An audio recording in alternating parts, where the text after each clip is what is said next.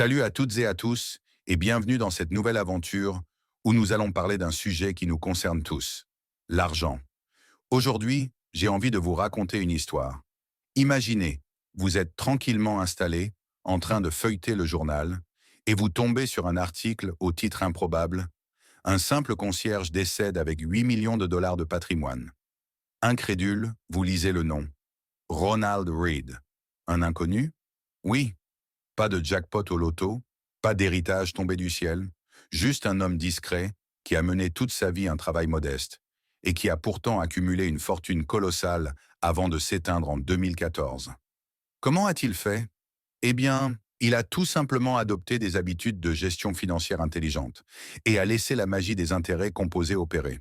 C'est à partir d'histoires comme celle-ci que l'on réalise à quel point notre comportement avec l'argent est souvent plus déterminant que notre intelligence, nos diplômes ou nos origines. Et ça nous mène directement au livre de Morgan Housel, The Psychology of Money, que j'ai très envie de vous faire découvrir aujourd'hui. On y apprend que la réussite financière n'est pas une science exacte, mais plutôt une affaire de comportement, d'émotion et de décisions qu'on prend parfois de façon étonnamment irrationnelle. Alors, voici le programme. Dans les prochaines minutes, je vais partager avec vous 5 grands enseignements tirés de The Psychology of Money. Nous allons explorer pourquoi il est essentiel de payer le prix lorsqu'on investit, comment éviter de se sentir éternellement insatisfait, en quoi les comportements apparemment fous des uns peuvent avoir une logique profonde, pourquoi on ne peut pas prévoir tous les drames économiques ou boursiers et comment s'y préparer, et finalement, comment ne pas tomber dans le piège d'un pessimisme exagéré. Avant qu'on rentre dans le vif du sujet, prends quelques secondes pour t'abonner à la chaîne et activer la cloche de notification. Comme ça, tu ne manqueras aucune de mes prochaines vidéos sur l'argent, la réussite et tout ce qui peut booster ta liberté financière. Et si tu apprécies déjà le contenu, laisse un pouce bleu et dis-moi en commentaire quel est, selon toi, le plus gros frein qui empêche les gens de passer à l'action. C'est parti! Vous voulez savoir comment éviter de prendre de mauvaises décisions financières? Comment ne plus trembler au moindre soubresaut de la bourse? Ou tout simplement, comment vivre une relation plus saine avec l'argent sans céder à la jalousie ou à la panique? Vous êtes au bon endroit. Restez à l'écoute. Vous ne le regretterez pas. Avant de plonger dans les enseignements du livre, je vous invite à vous poser une question simple. Quelle place occupe l'argent dans votre vie? Prenez quelques secondes pour y réfléchir. Peut-être vous direz-vous, moi, je veux juste épargner un peu plus chaque mois. Ou, j'ai envie de comprendre comment faire fructifier mes économies. Ou encore, j'ai déjà un bon salaire, mais je ne me sens jamais vraiment satisfait. Toutes ces interrogations sont légitimes, et elles trouvent souvent leur réponse dans notre psychologie, beaucoup plus que dans un quelconque tableau Excel ou une connaissance très sophistiquée de la finance. Aujourd'hui, nous allons donc voyager dans la psychologie de l'argent. Dans cette histoire, je serai votre guide, et j'espère surtout vous inspirer.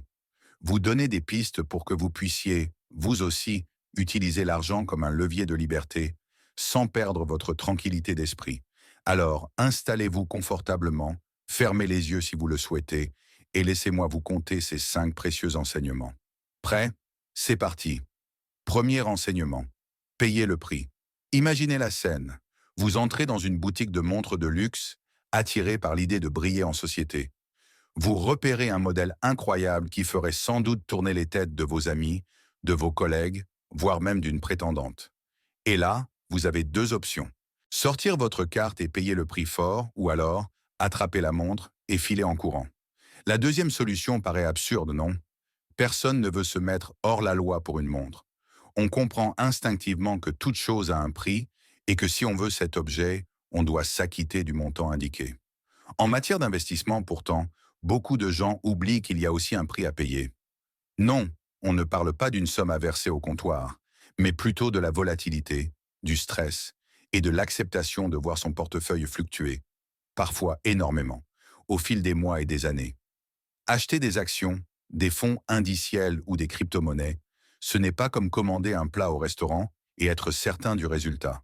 Les marchés baissent, montent, puis baissent à nouveau, parfois de manière brutale. Et cette incertitude, cette volatilité, c'est le ticket d'entrée pour pouvoir profiter de rendements élevés sur le long terme. Prenons un exemple connu, Netflix. Aujourd'hui, on connaît tous Netflix comme le géant du streaming. Il suffit de cliquer et hop, on a accès à des milliers de séries et de films. Il y a 10 ou 15 ans, vous auriez pu parier sur le potentiel de Netflix en vous disant « Ils vont révolutionner la façon de consommer des films et des séries, j'en suis sûr ». Admettons que vous ayez investi une grande partie de votre épargne dans les actions Netflix dès ses débuts. Sur le long terme, c'eût été un choix incroyablement rentable. Mais la route ne fut pas un long fleuve tranquille. En 2011, par exemple, Netflix a perdu un grand nombre de clients et l'action a plongé de plus de 80% en quelques mois. Imaginez votre stress dans ce genre de situation. Vous voyez la valeur de votre portefeuille fondre comme neige au soleil. Votre famille s'inquiète. Vous-même, vous commencez à remettre en question votre décision. Est-ce que je me suis trompé? Est-ce la fin de Netflix? Que va-t-il se passer si l'entreprise fait faillite? Toutes ces questions vous hantent, et c'est là que réside le véritable coût de l'investissement. Avoir le cran, la conviction, ou parfois la folie, de tenir bon dans la tempête. Supposons maintenant que vous soyez plus prudent et que vous vous contentiez d'investir dans un fonds indiciel répliquant le S&P 500, les 500 plus grandes entreprises américaines. Moins de stress, me direz-vous? Oui, sur le long terme, c'est peut-être moins volatile qu'une entreprise unique. Mais, même là, il faut payer le prix. Depuis 1980, il y a eu des périodes pendant lesquelles l'indice a perdu plus de 20%, parfois pendant des mois, voire des années cumulées.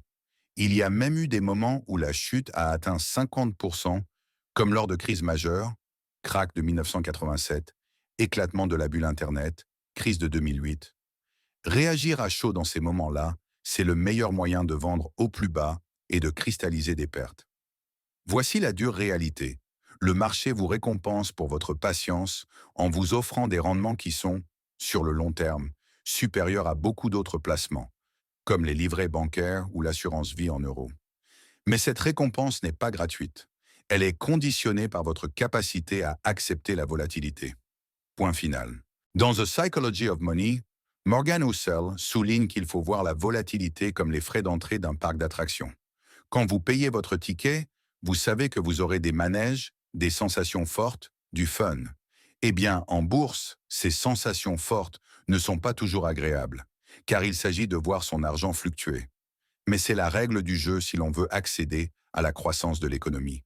Si vous n'êtes pas prêt à payer ce billet, alors il vaut mieux réduire vos ambitions de rendement ou vous orienter vers d'autres placements moins volatiles et moins rémunérateurs. La question à vous poser, suis-je vraiment prêt à regarder mon portefeuille perdre 20% ou 30% sans paniquer? Si oui, vous pouvez vous autoriser des stratégies plus agressives. Sinon, il vaut mieux être réaliste et accepter que vous ne deviendrez pas multimillionnaire du jour au lendemain. Il n'y a pas de honte à cela, bien au contraire. C'est même plutôt un signe de sagesse que d'aligner vos choix d'investissement sur votre tolérance au risque. Pour résumer, tout comme vous payez votre montre de luxe en argent comptant, vous payez vos rendements boursiers en nervosité, en incertitude et en volatilité. Plus vous espérez des rendements élevés, plus la volatilité est forte. Le seul moyen d'éviter cette volatilité, c'est de se contenter de rendements plus faibles ou de placements plus sûrs mais moins rémunérateurs. La clé, c'est de connaître votre propre tolérance au risque et d'agir en conséquence. Maintenant que nous avons compris l'importance de payer le prix, parlons d'un autre phénomène qui nous guette tous, l'envie constante d'en avoir plus. Oui, vous l'aurez deviné, on aborde le sujet du jamais satisfait. Deuxième enseignement, jamais satisfait, never enough. On a tous eu ce moment. Vous venez d'obtenir une augmentation au travail. Vous êtes content, fier de vous. Vous commencez à rêver à tout ce que vous pourrez faire avec cet argent en plus. Et puis, patatras, vous découvrez que votre collègue, qui fait à peu près le même boulot que vous, a eu une augmentation encore plus importante. Du coup, votre satisfaction s'effondre et vous vous surprenez à ressentir une forme de jalousie. Vous vous dites « Mais pourquoi lui gagne plus que moi? C'est injuste. » C'est exactement ce dont Morgan Housel parle. La comparaison sociale nous pousse à vouloir toujours plus.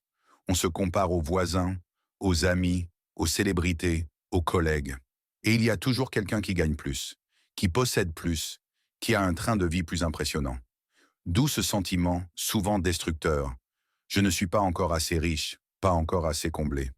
Morgan Housel donne l'exemple de différentes strates de richesse. Bill, un médecin hyper spécialisé qui gagne 500 000 dollars par an, se sentait riche jusqu'à ce qu'il emménage dans un quartier où tout le monde gagne plus que lui. Stan, PDG d'une grande entreprise, gagne 10 millions par an, mais il côtoie une légende du sport, comme Michael Jordan, qui pèse 2 milliards. Michael Jordan, malgré sa fortune colossale, fréquente parfois Jeff Bezos, multimilliardaire, et ainsi de suite. On le voit, il y a toujours quelqu'un de plus riche que vous. Cette course n'a pas de fin. Certains se laissent prendre au jeu et cherchent à tout prix à rejoindre la catégorie supérieure, quitte à prendre des risques insensés ou à adopter des comportements contraires à leurs valeurs. On pense à la fraude financière, au délit d'initié, ou même simplement au fait de sacrifier toute vie de famille pour quelques chiffres en plus sur le compte en banque. Pourquoi est-ce si dangereux de ne jamais être satisfait? Parce qu'à force de vouloir plus, on finit par compromettre ce qu'on a déjà. Imaginez que vous ayez un joli patrimoine, une famille aimante, une situation confortable. Vous êtes peut-être dans ce qu'on appelle la classe moyenne supérieure. Tout va bien, objectivement. Mais vous convoitez la vie luxueuse de ces gens que vous suivez sur Instagram ou de tel influenceur qui fait des voyages somptueux. Vous vous mettez alors à spéculer agressivement, à vous endetter pour acheter encore plus d'actifs, à risquer votre argent dans des schémas douteux. Et un jour, ça craque. Vous perdez tout, ou vous êtes traîné en justice, ou vous mettez votre couple en péril. Tout ça pour gagner encore plus. C'est tragique, et pourtant, c'est un schéma très répandu. L'envie nous ronge. Dans le livre, on retrouve cette idée que l'une des clés du bonheur financier, c'est de savoir se dire « assez, c'est assez ». À un certain niveau de confort, vous pouvez choisir de ne plus courir après chaque euro supplémentaire qui serait source de stress ou de dépassement de vos principes. Une étude classique de la psychologie montre que les gains financiers supplémentaires ont un impact décroissant sur le bien-être. Passer un certain seuil. Oui, avoir de quoi payer son loyer, sa nourriture, ses dépenses de santé et quelques loisirs, c'est fondamental. Mais au-delà d'un certain niveau, l'impact sur votre bonheur diminue fortement. Cela ne veut pas dire que l'argent ne fait pas du tout le bonheur. Cela veut dire qu'au-delà d'un point, l'effet est largement moindre. Demandez-vous, est-ce que j'ai réellement besoin d'une maison 2 fois plus grande? D'une nouvelle voiture de luxe? Ou est-ce que je cherche simplement à impressionner mon entourage? Si la réponse est juste pour impressionner, eh bien, c'est peut-être le signe que vous tombez dans le cycle infernal du jamais satisfait. Alors, comment éviter ce piège? La première étape, c'est de définir son propre assez. Peut-être que pour vous, c'est de pouvoir épargner suffisamment chaque mois pour prévoir votre retraite, faire voyager vos enfants, vous assurer un fonds d'urgence confortable. Peut-être que pour d'autres, assez se situe à un niveau plus élevé ou plus modeste. L'important, c'est que ce soit votre repère personnel, aligné avec vos valeurs et votre situation, et pas un repère imposé par le voisin qui a une Tesla flambant neuve. Morgan Housel nous invite ainsi à préserver ce qu'on a de plus précieux, notre sérénité. Vous pouvez toujours vouloir plus, mais si cela vous fait perdre le sommeil, menace votre couple, ou vous force à faire des choses que vous jugez moralement discutables, alors le jeu n'en vaut pas la chandelle. En parlant de différence de point de vue, on arrive justement à la troisième grande leçon. Ce qui peut sembler fou ou absurde pour l'un paraît parfaitement rationnel pour l'autre. C'est le fameux « Crazy is in the eye of the beholder ». Troisième enseignement, la folie est dans l'œil de celui qui regarde. Nous avons tous grandi dans un contexte unique. Éducation, milieu social, expérience marquante. Tout ça forge notre rapport à l'argent. Prenons l'exemple de la loterie. Saviez-vous que les ménages américains les plus pauvres dépensent, en moyenne, plus de 400 dollars par an en tickets de loterie? C'est 4 fois plus que la moyenne des foyers les plus aisés. À première vue, on peut se dire « c'est absurde. S'ils n'ont pas assez d'argent, pourquoi le gaspiller ainsi ?» Mais regardez la situation de plus près. Ces gens vivent souvent avec un salaire très bas, peu d'opportunités de carrière, pas de possibilité de financer des études supérieures pour leurs enfants, pas d'épargne pour faire face aux imprévus. Bref, la loterie représente à leurs yeux le seul espoir, même infime, d'un changement radical de vie. En d'autres termes, ce qui nous paraît fou a une logique dans leur univers. Ils achètent un rêve, la promesse de sortir de leurs conditions. Alors bien sûr, mathématiquement, jouer à la loterie est une stratégie perdante. Mais dans leur réalité, c'est parfois le seul moyen, aussi mince soit-il, d'espérer une ascension sociale rapide.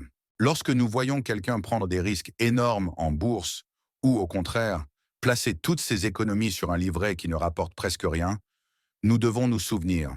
Nous ne connaissons pas son histoire personnelle. Peut-être a-t-il grandi dans une famille ruinée lors d'un krach boursier et qu'il est désormais terrorisé par la volatilité. Peut-être a-t-il hérité d'une fortune et préfère tout sécuriser pour ne pas faire de bêtises. Ou peut-être a-t-il des objectifs très différents des vôtres, surenchérir sur une maison de rêve, démarrer une start-up. Bref, il n'existe pas une seule manière objective de gérer l'argent. Il en existe autant que de parcours de vie. Souvent, dans le monde de l'investissement, on cherche la recette miracle. Warren Buffett investit dans telles actions, donc je vais faire pareil. Ou bien, tel trader sur les réseaux sociaux fait fortune avec la crypto, donc je vais le copier. Mais c'est risqué de copier sans comprendre. Warren Buffett, par exemple, a une situation financière, un âge, une philosophie d'investissement et une réputation qui lui permettent d'agir avec beaucoup de sang-froid. Un influenceur crypto peut avoir une tolérance au risque démesuré ou d'autres sources de revenus. Résultat, ce qui marche pour eux peut très bien vous faire perdre tout votre capital si votre situation n'a rien à voir. Le conseil qui se dégage, c'est trouvez votre propre chemin. Connaissez vos peurs, vos buts, votre rapport intime à l'argent et élaborez une stratégie d'investissement qui vous correspond. Peut-être serez-vous plus prudent, peut-être plus audacieux, peu importe. L'essentiel est de savoir pourquoi vous faites ces choix. Nous sommes tous différents, donc nos gestions financières doivent l'être aussi. Enfin, prendre conscience que la folie n'est que relative nous aide aussi à respecter les choix des autres et à comprendre leurs motivations. Au lieu de juger, on peut se dire « Il a sans doute une bonne raison d'agir ainsi ». Cette posture est bénéfique pour nous-mêmes. Elle nous évite de nous comparer de façon stérile et nous rappelle de rester centrés sur ce que nous voulons vraiment accomplir. Et puisqu'on parle d'accomplir des choses, que faire face aux gros imprévus qui se produisent dans l'économie et la société? Morgan Housel souligne qu'il est illusoire de vouloir tout prévoir. C'est ce qu'il explore dans son concept de peekaboo, ou en français, comment les événements les plus déterminants sont souvent ceux qu'on ne voit pas venir. Quatrième enseignement, le jeu du cache-cache peekaboo. Si je vous dis Grande Dépression, Seconde Guerre mondiale, crise de 2008, pandémie de Covid-19, tous ces événements ont bouleversé l'économie mondiale, provoqué des chutes boursières spectaculaires et marqué des générations entières. Pourtant, personne n'aurait pu les prévoir avec précision suffisamment à l'avance. On connaît le concept de Black Swan développé par Nassim Taleb, un événement improbable, aux conséquences majeures, et qui n'est explicable qu'après coup. La psychologie humaine nous pousse à chercher des causes, des liens de causalité. Une fois la catastrophe arrivée, on se dit « Bien sûr, c'était évident, les signaux étaient là ». Mais en réalité, on ne peut pas prévoir ces crises avec certitude. On peut seulement s'y préparer mentalement et financièrement. La solution la plus sage consiste à vous préparer à l'inattendu. Cela signifie conserver un fonds d'urgence pour faire face à une perte d'emploi ou un imprévu médical. Évitez de surcharger votre bilan personnel de dettes dangereuses. Investir de façon diversifiée pour ne pas mettre tous vos œufs dans le même panier. Adoptez un état d'esprit prêt à accepter que des secousses majeures se produiront, sans sombrer dans la panique. Cela ne veut pas dire vivre dans la peur constante. Au contraire, c'est se dire « Je sais que des crises arriveront, mais j'ai un plan ». Par exemple, en gardant quelques liquidités de côté, vous pourrez même profiter des marchés baissiers pour racheter des actifs à moindre coût, si vous estimez que c'est une opportunité. C'est la différence entre la prévoyance et la prédiction. Saviez-vous que si vous aviez investi sur le S&P 500 sur 20 ans, mais que vous aviez raté seulement les 4 meilleurs jours de cotation, votre performance globale aurait été quasi divisée par 2? C'est un chiffre frappant.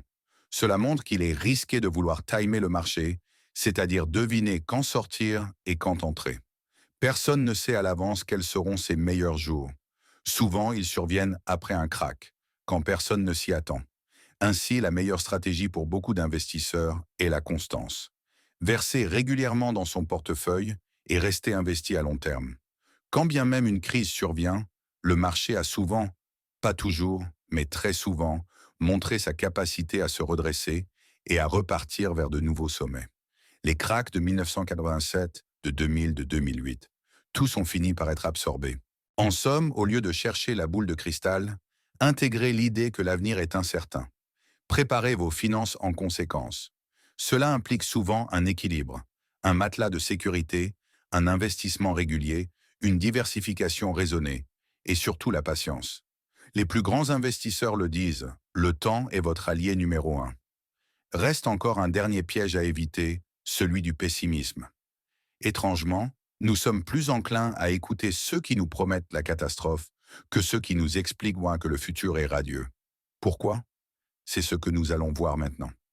Cinquième enseignement, la séduction du pessimisme.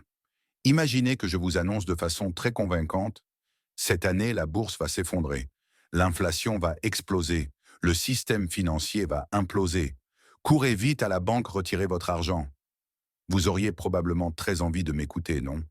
Parce que la peur est un sentiment puissant, enraciné dans notre instinct de survie.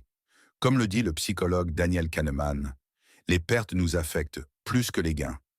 On retient plus facilement l'alerte de danger que la promesse d'un bonheur futur. Le pessimisme est donc séduisant. Il capte notre attention, nous tient en haleine et nous fait croire que celui qui prédit la catastrophe est plus intelligent ou plus réaliste. L'optimiste, à l'inverse, nous paraît parfois naïf ou déconnecté. En plus de ça, les événements négatifs frappent souvent brutalement. Un krach peut se produire en quelques jours. Une catastrophe naturelle peut décimer un pays en quelques heures. Ces drames sont soudains, violents, médiatisés et laissent une forte impression. Alors que les progrès, amélioration de l'espérance de vie, réduction de la pauvreté, innovation technologique, sont souvent lents et graduels. Ils se produisent beau sur des années, voire des décennies, et ne font pas la une des journaux du jour au lendemain.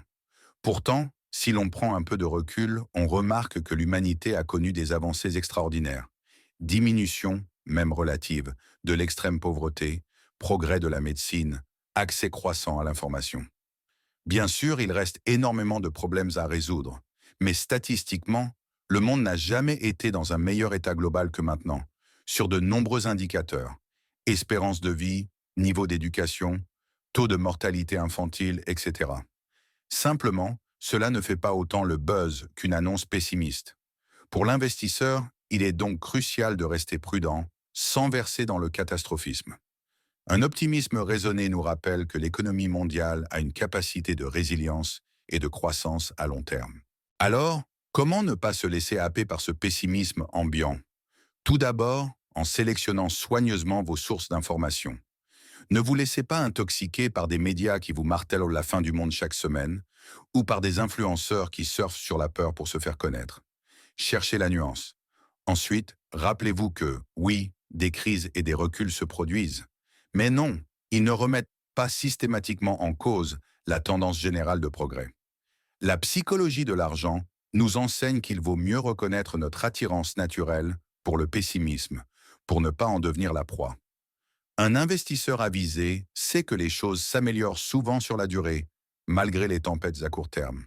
Et voilà, nous avons exploré les 5 principaux enseignements de Morgan Housel dans The Psychology of Money. Il est temps de les résumer et de conclure. Récapitulatif des 5 grands enseignements. Payez le prix. Tout investissement a un coût, et ce coût se manifeste souvent sous forme de volatilité et d'incertitude. Acceptez ce ticket d'entrée si vous voulez accéder à de meilleurs rendements. Jamais satisfait. L'envie et la comparaison constante peuvent nous conduire à prendre des risques insensés. Apprenez à définir votre propre assez pour éviter de sacrifier votre bien-être et votre moralité. La folie est relative. Ce qui semble absurde pour vous a peut-être une logique profonde pour quelqu'un d'autre. Chacun a son vécu, son contexte et ses objectifs. Évitez la copie aveugle et trouvez votre voie.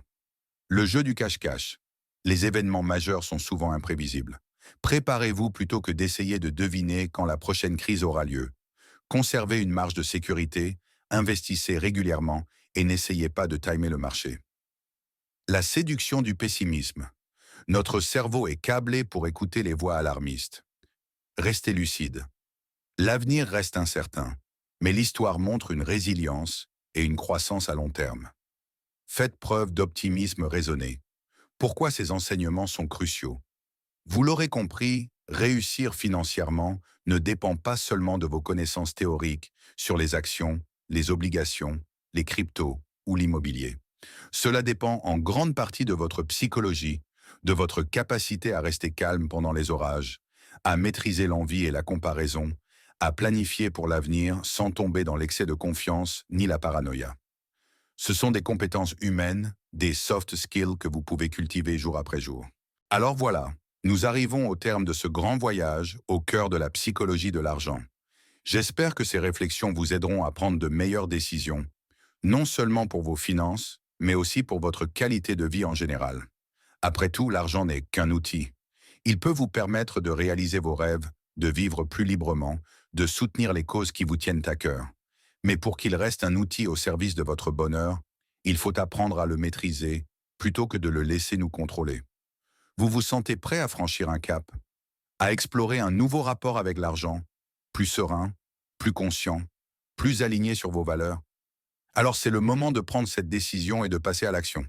Sur ce, je vous souhaite une excellente continuation dans votre parcours financier. Et surtout, n'oubliez pas, la clé n'est pas seulement dans ce que vous savez, mais dans ce que vous faites et ressentez au quotidien. Prenez soin de votre mental, de votre argent et de vos projets. Merci infiniment de m'avoir écouté jusqu'ici. N'hésitez pas à partager ces idées autour de vous, à en discuter avec vos proches, à approfondir en lisant le livre de Morgan Housel. Et surtout, souvenez-vous que chaque petit pas compte dans la construction de votre liberté financière. Alors, prêt à vous lancer? Allez, on se retrouve très bientôt pour de nouvelles découvertes et d'autres conseils inspirants. À la prochaine!